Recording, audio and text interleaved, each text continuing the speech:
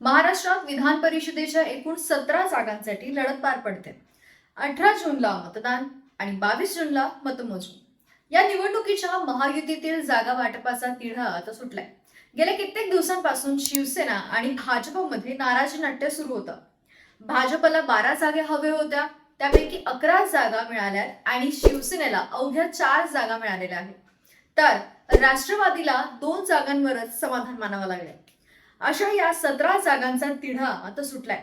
तर आता कोणकोणत्या जागा कोणकोणत्या पक्षाला मिळालेल्या आहेत हे पाहूया. कोणतीही निवडणूक असो, भाजप आपल्या धक्कातंत्राचा आणि पारंपरिक शैलीचा वापर करतोच. भाजपकडून देण्यात आलेल्या उमेदवारांची यादी ही फक्त 11 उमेदवारांची यादी नाहीये, तर संपूर्ण महाराष्ट्राच्या पुढच्या राजकारणाची ब्लूप्रिंट आहे. 2029च्या निवडणुकीचा विचार करून ही यादी देण्यात आली आहे. भाजपचे हे उमेदवार कोण आहेत हे जाणून घेण्याआधी राष्ट्रवादी आणि शिवसेनेचे उमेदवार कोण आहेत हे आपण आधी पाहूया. पुण्याची जागा भाजपला हवी होती, पण ती खरी म्हणजे राष्ट्रवादीची जागा आहे आणि राष्ट्रवादीने आपला हक्क यावरती सांगितला होता. तर पुण्याच्या जागेचा तिढा सुटलाय का? तर हो, पुण्याच्या जागेचा तिढा हा सुटलाय. पुण्याची जी जागा आहे ती राष्ट्रवादीकडे आली आहे. राष्ट्रवादीच्या 2 जागा म्हणजेच पुण्याची एक जागा झाली आणि त्यासोबतच रत्नागिरी, रायगड, सिंधुदुर्ग हे तिन्ही जिल्हे मिळून जी एक जागा आहे ती देखील राष्ट्रवादीला मिळाली आहे. आणि या जागेसाठी शिवसेना आणि राष्ट्रवादीमध्ये झुकली होती, पण अखेर ही जागा राष्ट्रवादीकडे आली आहे. पुण्यातून विक्रम काकडे यांना उमेदवारी देण्यात आली आहे. तर रत्नागिरी, रायगड, सिंधुदुर्ग हे जे मगाशी मी म्हणाली 3 जिल्हे मिळून जे एक जागा आहे ती सुनील तटकरे यांच्या मुलाला म्हणजेच अनिकेत तटकरे यांना मिळालेली आहे. तर आता एकनाथ शिंदेच्या वाट्याला ज्या 4 जागा आलेल्या आहेत त्या कोणत्या आहेत? तर पहिलं म्हणजे महत्वाचं अर्थातच ठाणे, नाशिक, यवतमाळ आणि परभणी या 4 जागा शिंदेच्या शिवसेनेला मिळालेल्या आहेत. तुम्हाला माहिती असेल, ठाण्याच्या जागेवरती भाजप दावा करत होती. भाजपला ही जागा हवीच होती. एकनाथ शिंदे याच जागेवरती नाराज झाले होते. ठाणे हे पहिल्यापासूनच शिवसेनेकडे राहिलेलं आहे. ठाण्याची जागा आम्हालाच हवी, कारण की ठाण्याला शिवसेनेचा बालेकिल्ला म्हटलं जातं. जर ठाण्याची जागा ही जर भाजपकडे गेली, म्हणजे जर भाजपकडे गेली असती तर एकनाथ शिंदेच्या अस्तित्वाचा प्रश्न हा निर्माण झाला असता, कारण की ठाण्याची जागा पाहिजेच यासाठी ते आग्रही होते आणि त्यासोबतच ते आक्रमकही झाले होते आणि त्या पद्धतीनं त्यांना ती जागाही मिळाली. ठाण्यातून रवींद्र फाटक, नाशिकमधून नरेंद्र दराडे, यवतमाळ शीतल संजय राठोड आणि परभणी हिंगोली या 2 जिल्ह्याचं मिळून एक जागा म्हणजे सईद खान यांना देण्यात आली आहे. भाजपनं ज्या जागेची तडजोड केली ती जागा म्हणजे छत्रपती संभाजीनगरची जागा. ही जागा खरं तर शिवसेनेची जागा आहे, पण ही जागा भाजपनं आपल्याकडे घेतली आहे.